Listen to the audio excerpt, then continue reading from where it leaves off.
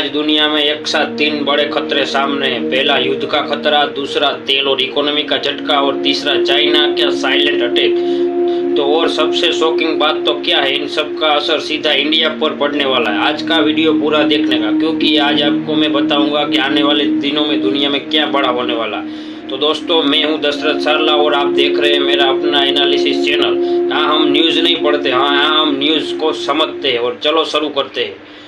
US America का mission 2। तो दोस्तों, यूएस इस समय दो जगहों पर एक साथ फंसा हुआ है, मिडल ईस्ट और रसिया यूक्रेन। तो यूएसए की सबसे बड़ी टेंशन यही है कि अगर मिडल ईस्ट में वॉर फैल गया तो दुनिया में तेल महंगा होगा और यूएस की इकोनॉमी भी हिल जाएगी। इसलिए अमेरिका की स्ट्रेटेजी साफ है, वॉर ना हो लेकिन डर बना रहे। यही कारण है कि यूएसए अपनी वॉरशिप, फाइटर जेट्स और एयरलाइंस को रेडी कर रहा है। दूसरा है ईरान असली बॉस कौन है? तो दोस्तों, मिडिल ईस्ट में असली पावर ईरान है। ईरान डायरेक्ट वॉर कम करता है, लेकिन उसे प्रॉक्सी ग्रुप हर जगह एक्टिव है।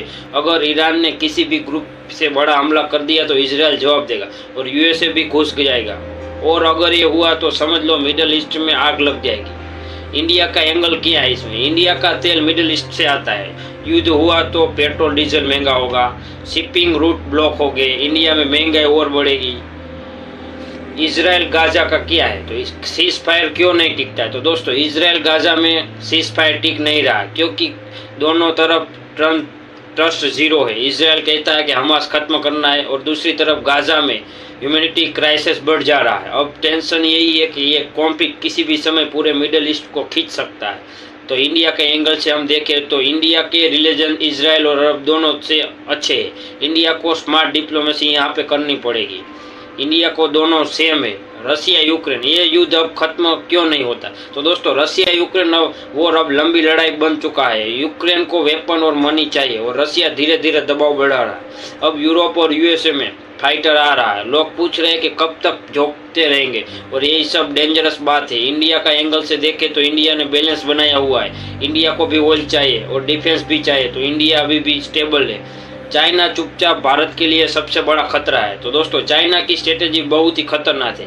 चाइना युद्ध नहीं करता, वो धीरे धीरे कब्जा करता है, बॉर्डर पर प्रेशर बनाता है, सी में डोमिनेंस करता है, टेक्नोलॉजी उसके हाथ में कंट्रोल में, और ट्रेड में ट्रैप करता है। चाइना का सबसे बड़ा एम है एशिया में इंडिया को चैलेंज करना। तो इंडिया की नज़र से हम देखें तो इंडिया को इकोनॉमी और डिफेंस दोनों में मजबूत रखना होगा। पाकिस्तान, तो पाकिस्तान से कोलैप्स हो रहा है अंदर से पाकिस्तान। अब दोस्तों, पाकिस्तान की बात, पाकिस्तान इस समय चार तरफ से टूटा रहा है। इकोनॉमी कोलैप्स हो रही है, पॉलिटिकल इंस्टेबिलिटी है, टेरर और इंटरनेशनल वायलेंस है, आर्मी का ओवर कंट्रोल है। पाकिस्तान में महंगाई और डिबेट इतना बढ़ चुका है कि आम जनता बहुत परेशान है। इस इंडिया के एंगल से देखें तो बॉर्डर पर अलर्ट रहना है, क्योंकि कमजोर पाकिस्तान अक्सर मिस इन्वेंचर करता है। ग्लोबल इकोनॉमी की बात करें तो असली डर तेल है। दोस्तों, दुनिया की इकोनॉमी का सबसे बड़ा डर है ऑयल प्राइसेस। तो अगर मिडिल ईस्ट में टेंशन बढ़ी तो ऑयल $100 पार जा सकता है और फिर इन्फ्लेशन बढ़ेगा, रिलेशंस का खतरा रहेगा, स्टॉक मार्केट हिलेगा और करेंसी गिरेगी। इंडिया की एंगल से ये देखें तो इंडिया का इंपोर्ट बिल बढ़ेगा और रुपये पर दबाव आ सकता है। दोस्तों, इंडिया ऑयल इंपोर्ट बाहर से ज़्यादा कर रहा है, इसलिए तो सबसे बड़ा निष्क्रिय क्या हो सकता है? दुनिया 3 ब्लॉक में अभी बटी हुई है। दोस्तों, अब असली बात सुनो, दुनिया धीरे धीरे 3 ब्लॉक में जा रही है। यूएसए प्लस यूरोप, रसिया कुछ प्लस पार्टनर, चाइना प्लस उनका नेटवर्क, और बीच में कई देश जो अपना फायदा देख रहे हैं। इंडिया भी उसी कैटेगरी में आता है। इंडिया का फायदा क्या है? इंडिया को मैन्युफैक्चरिंग हब बनाना है, उसके मैन्युफैक्चर बढ़ानी है, डिप्लोमेसी स्ट्रॉन्ग करनी है और डिफेंस मॉडर्न करना है।